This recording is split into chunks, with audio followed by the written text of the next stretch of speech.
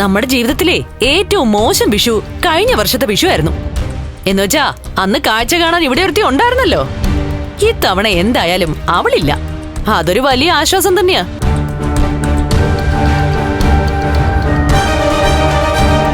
ആഹാ, എടാ നീ എന്താടാ വിഷുക്കോടിയല്ലേ ഇട്ടത്? അത് നല്ല വില കൂടിയ ഷർട്ടും മുണ്ടോ, അതുകൊണ്ട് ഏതെങ്കിലും ഫംഗ്ഷന് പോകുമ്പോൾ ഇടാന്ന് വിചാരിച്ചു. ഫംഗ്ഷൻ അല്ല ഞാനത് വാങ്ങിയത്. 2 ജോഡി വാങ്ങിയല്ലോ, അതിലൊരെണ്ണമെങ്കിലും നിനക്ക് ഇട്ടുകൂടായിരുന്നു.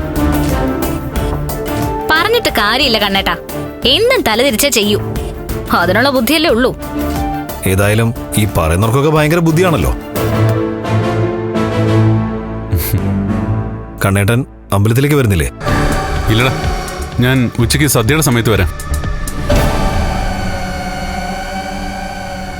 ഇത്തിരി വൈകിയാണെങ്കിലും വരാമെന്ന് പറഞ്ഞിട്ടുണ്ട്. ദേ, അങ്ങനെ വന്നില്ലെങ്കിലേ ഇന്ന് ഞങ്ങൾക്ക് വിഷുസദ്യ ഉണ്ടാവില്ല, അല്ലേ മോളെ? അതെ, കണ്ണേട്ടനില്ലാതെ വിഷുസദ്യയുടെ മുന്നിൽ ഇരുന്നാലും കഴിക്കാൻ പറ്റില്ല. ഇന്ന് എന്തായാലുവേ ആ അനന്തുവിന്റെ വീട്ടിൽ ചെന്ന് നോക്കിയാ നമ്മൾ തേടി നടക്കുന്നവനെ കാണാൻ പറ്റും. ആരെ? എടാ, അവളുടെ കുഞ്ഞിന്റെ അച്ഛനെ.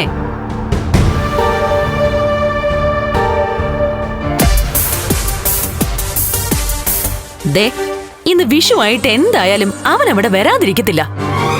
അത് ശരിയാ, ഇന്ന് അവൻ അവിടെ ഉറപ്പായിട്ട് വരും. ആ വരവാണ് ഞാനും കാത്തിരിക്കുന്നത്. അതേപ്പറ്റിയൊക്കെ എന്തിനാ അമ്മേ നമ്മളിനി സംസാരിക്കുകയും ചിന്തിക്കുകയൊക്കെ ചെയ്യുന്നേ? അതൊരടഞ്ഞ അധ്യായോ? അത് ശരിയാ അമ്മേ, അവിടെ ആരെങ്കിലുമൊക്കെ വരികയും പോവുകയൊക്കെ ചെയ്യട്ടെ. അത് നമ്മളെ ബാധിക്കുന്ന കാര്യമല്ലല്ലോ. എന്നാ പിന്നെ ഞങ്ങൾ പോയിട്ട് വരാം കണ്ണേട്ടാ. ഉണ്ണേട്ടാ, നടക്ക്. ശരി. ആ, നീ ഇപ്പൊ തന്നെ ഇറങ്ങത്തില്ലേ മോനെ? ആ, ഉടനെ ഇറങ്ങും. എന്നാ പിന്നെ പോവാ മോളെ, വാ. ശരി.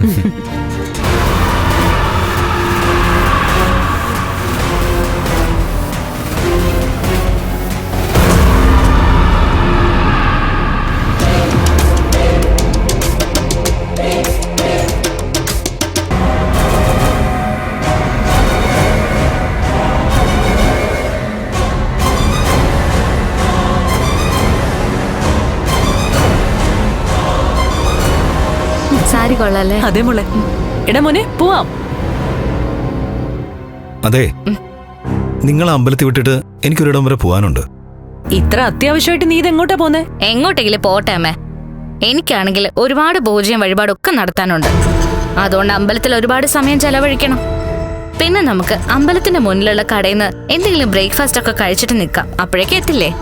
ആ, അതെത്തും. എനിക്കിതൊക്കെ കഴിഞ്ഞിട്ട് എന്റെ വീട്ടിലോട്ടൊന്ന് പോണം. അതെവിടെ വേണമെങ്കിലും കൊണ്ടുവിടാം. ദേ, വിഷുവായിട്ട് സദ്യ കഴിക്കാനേ എല്ലാവരും ഇവിടെ വേണം. കഴിഞ്ഞ തവണ വിഷുവിനൊക്കെ കണ്ണനൊപ്പം അല്ല നമ്മളിരുന്നത്, അവനൊപ്പം മഹാലക്ഷ്മി ഉള്ളതുകൊണ്ട്. ഇത്തവണ അതല്ല സ്ഥിതി. അതിന് കണ്ണേട്ടൻ കൂട്ടുകാരന്റെ പെങ്ങളുടെ ഫംഗ്ഷന് പോകുന്നല്ലേ പറഞ്ഞത്? അതിനൊപ്പം സദ്യ കഴിക്കാൻ പരമാവധി വരാമെന്നും പറഞ്ഞല്ലോ. അങ്ങനെ എങ്ങോട്ടാ പോകുന്നൊക്കെ എനിക്ക് സംശയമുണ്ട്. എന്നാ പിന്നാലെ ചെല്ല്. അതെ, നിനക്ക് എന്തെങ്കിലും സംശയം ഉണ്ടെങ്കിലേ അത് എത്രയും പെട്ടെന്ന് പരിഹരിക്കാൻ നോക്ക്. അല്ലാതെ ഞങ്ങളെയൊക്കെ ഇങ്ങനെ ശല്യം ചെയ്യരുത്. സംശയം ശരിയായിട്ട് വേണം അമ്മയുടെ മോനൊരു ഡിറ്റക്റ്റീവ് ഏജൻസി തുടങ്ങാൻ. എനിക്ക് വിഷുവായിട്ട് നല്ലൊരു നെക്ലസാ കണ്ണേട്ടൻ തന്നത്. അത് മാത്രമാണോ? നമുക്കൊക്കെ വാങ്ങിയ ഡ്രസ്സിന് എന്താ അമ്മയെ വില? മോളെ, അവൻ അങ്ങനെയാ. വാങ്ങുമ്പോ നല്ലത് നോക്കി അവൻ വാങ്ങൂ. വാ, കേറ്.